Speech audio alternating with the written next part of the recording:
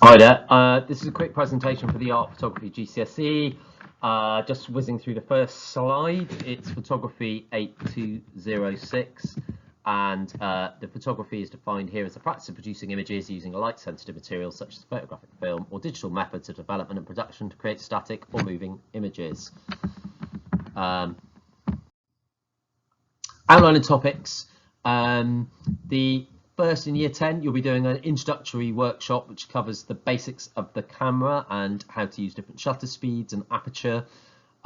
You'll then be looking at a photographer called William Eggleston, who does quite interesting, quirky photographs. And we normally go, hopefully after COVID, we'll be going back out of school again, but we go around the local environment there. We go to Gloucester Road, to Cabot Circus, Park Street, various parts of the city to look at examples of his photographs. Do look his photographs on Google. There are lots of examples. We'll then do natural and man-made forms, which is based on architecture around Bristol and different natural forms. We've even been as far as Clevedon to find some of the natural forms. For the architecture, we go around Millennium Square and the docks. Various parts of central Bristol. We have even been as far as London. Year 11 is mainly just doing the exam. You spend the first term of year 11 just finishing off the coursework. We might do 3 units of coursework. If we get those 2 units finished, we might have time to do 1 extra one. The examiner will expect to see a couple of different units of coursework. The year 11 is mostly the exam, which you start on the 2nd of January. It's very different to other exams. It's basically, to sum it up without going into too much detail, it's essentially a final project. So you get given 7 different ideas for projects on the 2nd of January, and you decide you choose one of those projects. So it might be, for example, portraits. You will then choose to spend the next 4 months working on portraits and looking at different photographers who take portraits and creating your own portraits.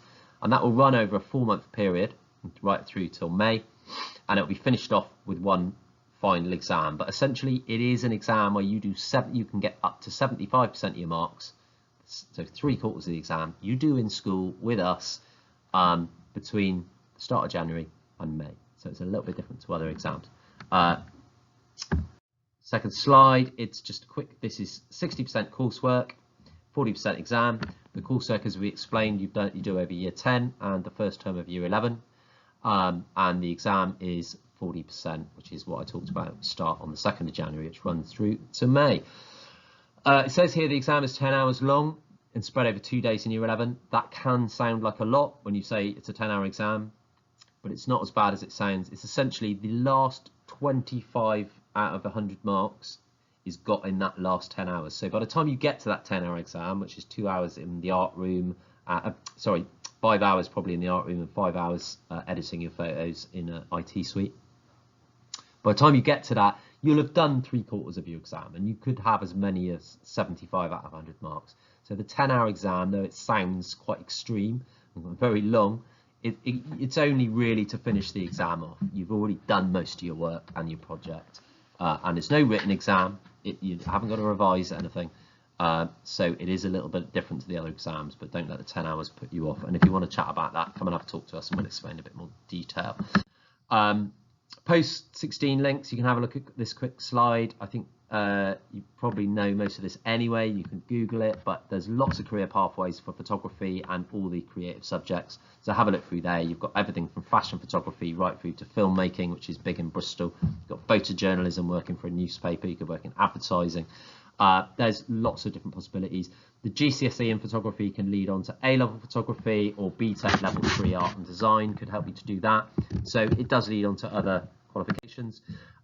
This is just a quick slide about people who tell you there are no jobs in art. It's not true. In actual fact, it's one of the UK's largest growing sectors. And this was 3 years ago, but 3 years ago it was worth 87 billion. So it's bigger than our car manufacturing or our aerospace industry. So anyone who tells you there's no jobs in art, so don't take an art GCSE or a photography GCSE, it's not true. There are quite a few careers that it can lead into. Additional information, you will work in sketchbooks, and I haven't got very long to tell you about all this now, but if you have a look through these, you'll get one large book. You'll be working on this size book. All right, this is a large A3 style book, and you'll also be working in an A4 books this size as well, so you get various books. They're different to the other art books because it's actually a presentation book, and it's based on very, very thick card, and these will be what we present your photos in. There will be a small fee to pay each year for some students. Some students will receive funding, but it's not very much money. It's just a little bit of a contribution to help us to pay for your photos to be printed and to pay for some of these books and some memory cards, but it's not a huge sum of money. Yeah, very finally, how much homework? You will need to do some homework because we'll need you to go off and do photos in your spare time. It's really important. You need to be prepared to do some independent learning with any of the creative subjects. So do bear that in mind, but most of the homeworks will be enjoyable because there will be photographic tasks. All right, again, pretty much, I doubt you'll have much writing to do for homeworks. It's mostly going to be taking photographs. And finally, how much writing? There is some writing. As you can see from these examples and the kind of small examples that I've shown you here, it's often quite small parts of writing that's required. You can see just notes in the sketchbooks, really to explain to the examiner what you've done. All right, it's not a huge, you're not going to be asked to write essays or anything along like that, or sit written exams. It's just some writing, as you can see from these examples. And the examples on this slide, these students have chosen to write quite a lot. Not everybody writes that much. You will be graded essentially on the quality of your photographic work and how you present your photos and how many different photographers you've studied and whether or not you've taken on board their ideas. That will be the main thing that you're marked on. Now, we've only really brushed the surface in this very short presentation, so please email us any questions, myself or Miss Cooter, or come and see us during the school day to ask questions. If you want to see some of these books, we've got lots and lots of examples up here. We can explain in a lot more detail what the exam looks like, what the coursework looks like. I hope that makes sense, and